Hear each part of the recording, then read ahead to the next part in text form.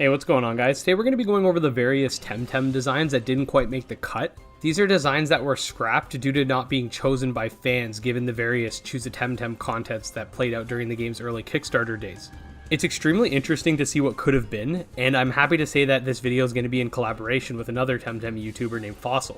He's a great YouTuber to watch. His channel chiefly focuses on the competitive aspect of Temtem. He has various videos diving deep into specific Temtem, specific combinations of Temtem, tier lists, etc. I've been personally subscribed to him for a while, so I definitely recommend you check him out. Also, this video is going to be going over roughly half of the scrap Temtem designs. Over on FQSSIL's channel, we discuss the other half, so make sure to check that out if you're interested. Anyways, without further ado, I'll let FQSSIL take over.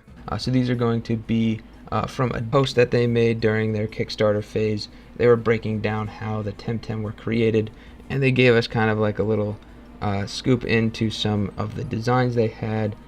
This led to the development of Gyalis. So a lot of these actually share the crystal typing, or at least they appear to share the crystal typing. You'll kind of see that in a lot of the artwork here. So the first one I'm going to talk about is number 1, which is like this really cool looking bird thing where it's almost appears to have no eyes, because its whole face is like super crystallized, which I think is awesome. I think he looks very cool. He could potentially, just because he's a bird, also be wind type as well. This Tem also appears to be somewhat bird-like, but more like a flightless bird. You can see it has a crystal beak, and its body seems to be crystallized as well. I really like the emerald and ruby sort of mix they got going on here. If it wasn't obvious, this, like every other Tem in this list, is definitely at least crystal type. Despite the somewhat bird-like features, I'm going to have to say that it's probably monocrystal and would likely evolve into something that's crystal wind. Over to number 3. This is some sort of fish. It appears to be almost like a like coelacanth type of fish, because of, he's got the fins there. He could be like a water electric. He could also potentially have some neutral in him, for all we know. But also he does appear to have kind of like the crystal qualities as well. So this one's kind of up in the air. It's a little difficult to make a clear decision. This design's very interesting, to say the least. Again, like pretty well every Temtem design in this specific contest, it's definitely a crystal type given the various blue and green crystals on its body. As far as dual types go, it doesn't appear to have any. I think this is another case where it may evolve into a dual type and start out as a monotype. Number 5 is another reptile that appears to have some crystal qualities as well. He's got the big crystals kind of protruding from his mouth and his back. I would imagine at the very least he's crystal. In addition to that, he could be something like toxic or neutral, just based off of the artwork that we're seeing. So this pink armadillo Temtem seems to be very similar to that of Sherald, or perhaps even a prototype design of sorts.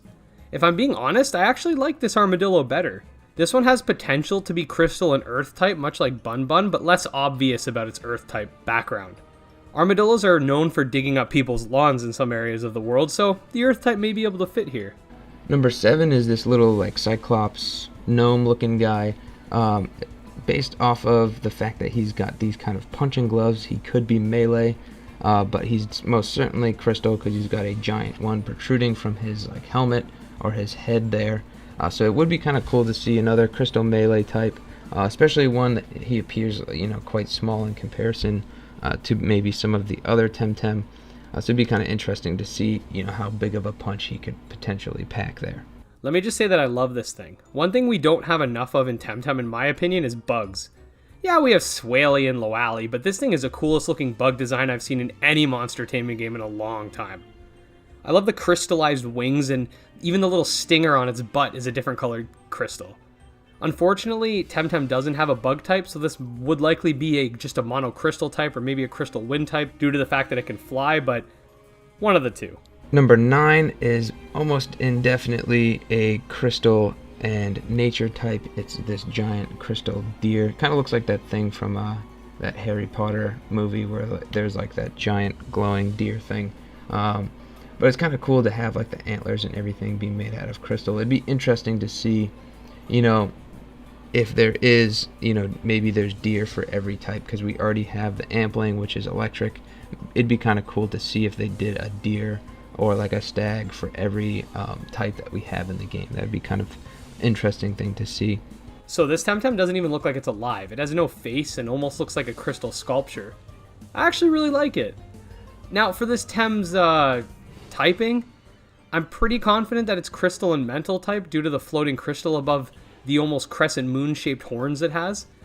So number 11 is this floating drill-like Temtem with a green main part of its body and kind of a crystal surrounding it.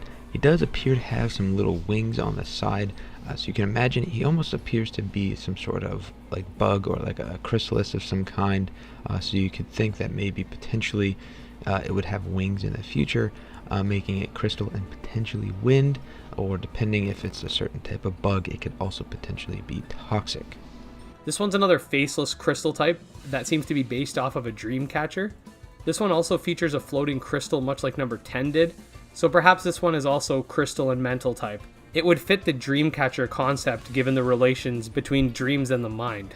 And then moving on to number 14, it's almost like this like centipede looking thing, but it almost kind of looks like the unknown from Pokemon as well, because it's kind of all of these like arbitrary shapes and figures.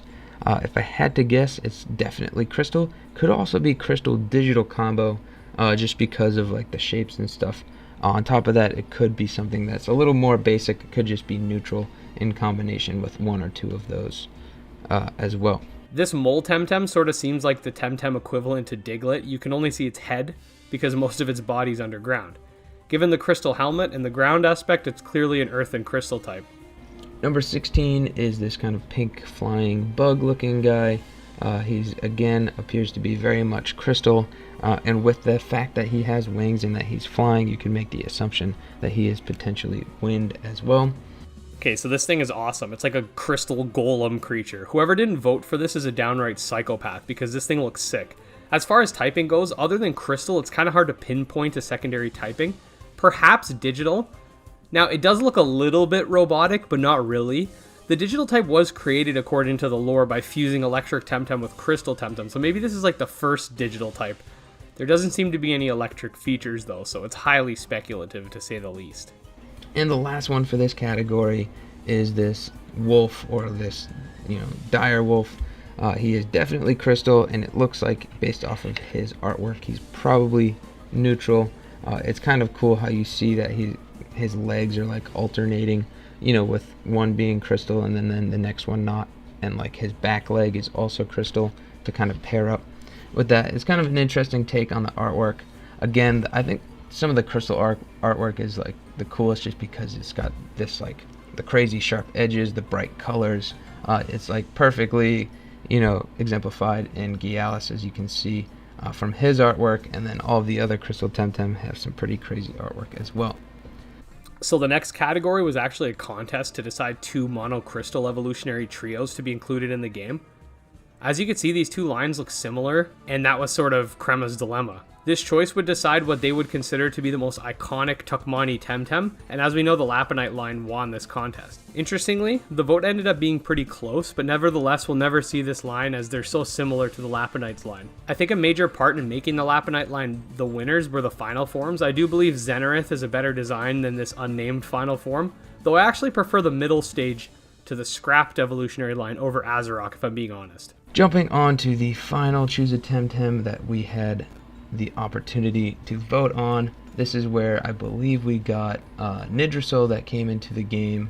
So now I'm going to be talking about option 1, which is they actually gave us the types for these. So option 1 was toxic mental.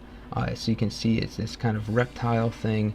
It's got this like gelatinous kind of like blobby kind of look. It almost looks like an amoeba of some kind that kind of came to life.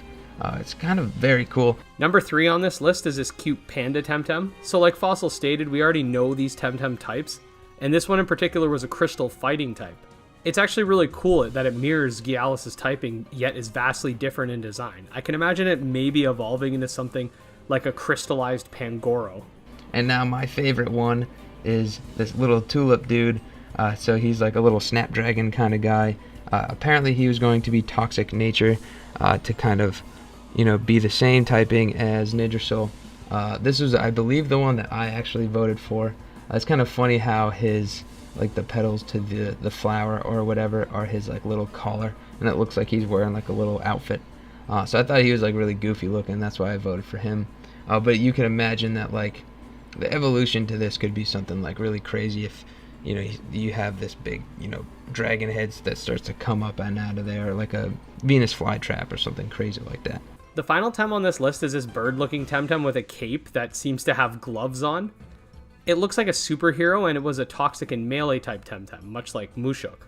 It would have been really interesting to see the lore behind this Temtem. Maybe they live in Tuckma and act as vigilantes against the bandits that have run amok lately. But sadly, we'll never know. So yeah, those are some of the scrapped or unused Temtem designs. It really is quite interesting, like I said, to see what could have been and sort of speculate on what could be. In case you're not already, make sure to go over to Fossil's channel and subscribe. Like I've said earlier, I personally have been watching his videos for quite some time, and his analyses on the different Temtem tiers and individual competitive guides have helped me immensely. So a little more about my channel. I do a lot of competitive discussions, competitive builds, as well as tier lists and other general like competitive strategies for the game, and just try and keep everyone updated on the competitive meta of the game, as well as I have my competitive Discord channel, Temtem Meta, where it's kind of broken down so everyone has this ability to talk about each Temtem and its viability kind of separately, so you can talk about each build in particular and really hone in on particular Temtem at a time, and we get together and collaborate and kind of categorize each Temtem and their competitive viability against one another and talk about different strategies for the competitive ladder as well. Also, just a reminder that we did do another video on Fossil's channel going over the other half of the scrap Temtem, and there's some really cool designs in that video, so make sure to check it out. Until next time, guys, peace.